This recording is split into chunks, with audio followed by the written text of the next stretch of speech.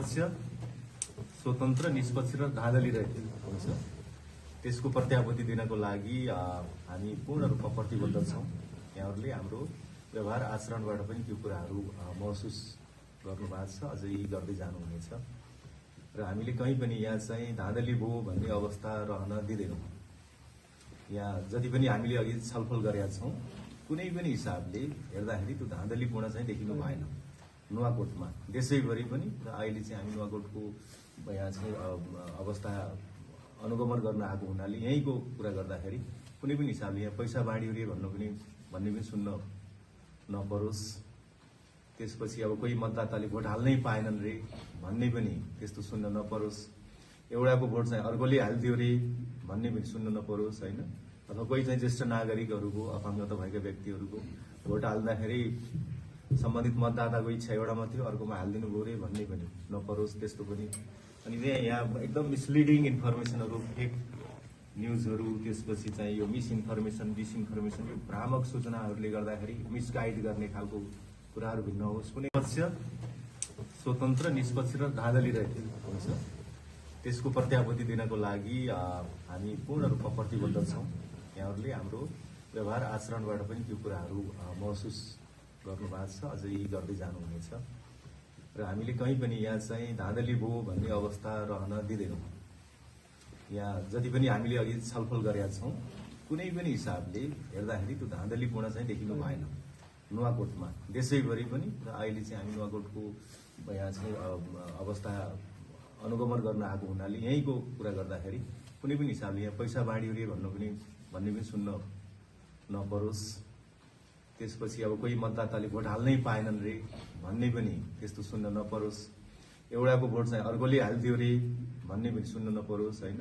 अथवा कोही चाहिँ ज्येष्ठ नागरिकहरूको, अपाङ्गता भएका व्यक्तिहरूको भोट हाल्दाखेरि सम्बन्धित मतदाताको इच्छा एउटामा थियो, अर्कोमा हालिदिनु भयो रे भन्ने पनि नपरोस्, त्यस्तो पनि। अनि यहाँ एकदम मिसलिडिङ इन्फर्मेसनहरू, फेक न्युजहरू, त्यसपछि चाहिँ यो मिसइन्फर्मेसन, डिसइन्फर्मेसन, यो भ्रामक सूचनाहरूले गर्दाखेरि मिसगाइड गर्ने खालको कुराहरू भिन्न होस्। कुनै पक्ष स्वतन्त्र, निष्पक्ष र धाँधली रहेको हुन्छ त्यसको प्रत्याभूति दिनको लागि हामी पूर्ण रूपमा प्रतिबद्ध छौँ। यहाँहरूले हाम्रो व्यवहार आचरणबाट पनि त्यो कुराहरू महसुस गर्नुभएको छ, अझै गर्दै जानुहुनेछ र हामीले कहीँ पनि यहाँ चाहिँ धाँधली भयो भन्ने अवस्था रहन दिँदैनौँ।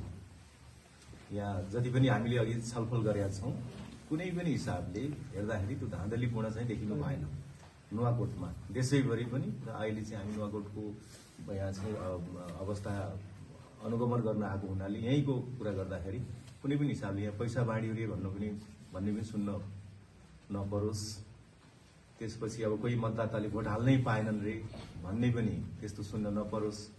एउटाको भोट चाहिँ अर्कोले हालिदियो रे भन्ने पनि सुन्न नपरोस्, होइन। अथवा कोही चाहिँ ज्येष्ठ नागरिकहरूको, अपाङ्गता भएका व्यक्तिहरूको भोट हाल्दाखेरि सम्बन्धित मतदाताको इच्छा एउटामा थियो, अर्कोमा हालिदिनु भयो रे भन्ने पनि नपरोस्, त्यस्तो पनि। अनि यहाँ एकदम मिसलिडिङ इन्फर्मेसनहरू, फेक न्युजहरू, त्यसपछि चाहिँ यो मिसइन्फर्मेसन, डिसइन्फर्मेसन, यो भ्रामक सूचनाहरूले गर्दाखेरि मिसगाइड गर्ने खालको कुराहरू भिन्न होस्। कुनै पक्ष स्वतन्त्र, निष्पक्ष र धाँधली रहेको हुन्छ त्यसको प्रत्याभूति दिनको लागि हामी पूर्ण रूपमा प्रतिबद्ध छौँ। यहाँहरूले हाम्रो व्यवहार आचरणबाट पनि त्यो कुराहरू महसुस गर्नुभएको छ, अझै गर्दै जानुहुनेछ र हामीले कहीँ पनि यहाँ चाहिँ धाँधली भयो भन्ने अवस्था रहन दिँदैनौँ। यहाँ जति पनि हामीले अघि छलफल गरेका छौँ, कुनै पनि हिसाबले हेर्दाखेरि त्यो धाँधलीपूर्ण चाहिँ देखिनु भएन नुवाकोटमा, देशैभरि पनि। र अहिले चाहिँ हामी नुवाकोटको यहाँ चाहिँ अवस्था अनुगमन गर्न आएको हुनाले यहीँको कुरा गर्दाखेरि कुनै पनि हिसाबले यहाँ पैसा बाँडियो रे भन्ने पनि सुन्न नपरोस्। त्यसपछि अब कोही मतदाताले भोट हाल्नै पाएनन् रे भन्ने पनि त्यस्तो सुन्न नपरोस्। एउटाको भोट चाहिँ अर्कोले हालिदियो रे भन्ने पनि सुन्न नपरोस्, होइन। अथवा कोही चाहिँ ज्येष्ठ नागरिकहरूको, अपाङ्गता भएका व्यक्तिहरूको भोट हाल्दाखेरि सम्बन्धित मतदाताको इच्छा एउटामा थियो, अर्कोमा हालिदिनु भयो रे भन्ने पनि नपरोस्, त्यस्तो पनि। अनि यहाँ एकदम मिसलिडिङ इन्फर्मेसनहरू, फेक न्युजहरू, त्यसपछि चाहिँ यो मिसइन्फर्मेसन, डिसइन्फर्मेसन, यो भ्रामक सूचनाहरूले गर्दाखेरि मिसगाइड गर्ने खालको कुराहरू भिन्न होस्। कुनै पक्ष स्वतन्त्र, निष्पक्ष र धाँधली रहेको हुन्छ त्यसको प्रत्याभूति दिनको लागि हामी पूर्ण रूपमा प्रतिबद्ध छौँ। यहाँहरूले हाम्रो व्यवहार आचरणबाट पनि त्यो कुराहरू महसुस गर्नुभएको छ, अझै गर्दै जानुहुनेछ।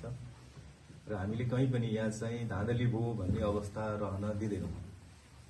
यहाँ जति पनि हामीले अघि छलफल गरेका छौँ, कुनै पनि हिसाबले हेर्दाखेरि त्यो धाँधलीपूर्ण चाहिँ देखिनु भएन नुवाकोटमा, देशैभरि पनि। र अहिले चाहिँ हामी नुवाकोटको यहाँ चाहिँ अवस्था अनुगमन गर्न आएको हुनाले यहीँको कुरा गर्दाखेरि कुनै पनि हिसाबले यहाँ पैसा बाँडियो रे भन्ने पनि सुन्न नपरोस्।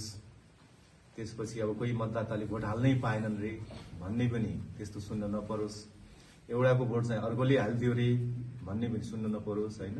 अथवा कोही चाहिँ ज्येष्ठ नागरिकहरूको, अपाङ्गता भएका व्यक्तिहरूको भोट हाल्दाखेरि सम्बन्धित मतदाताको इच्छा एउटामा थियो, अर्कोमा हालिदिनु भयो रे भन्ने पनि नपरोस्, त्यस्तो पनि।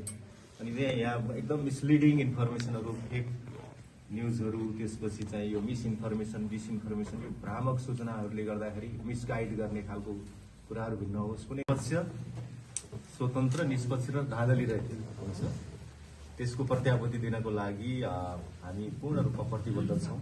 यहाँहरूले हाम्रो व्यवहार आचरणबाट पनि त्यो कुराहरू महसुस गर्नुभएको छ, अझै गर्दै जानुहुनेछ। र हामीले कहीँ पनि यहाँ चाहिँ धाँधली भयो भन्ने अवस्था रहन दिँदैनौँ। यहाँ जति पनि हामीले अघि छलफल गरेका छौँ, कुनै पनि हिसाबले हेर्दाखेरि त्यो धाँधलीपूर्ण चाहिँ देखिनु भएन।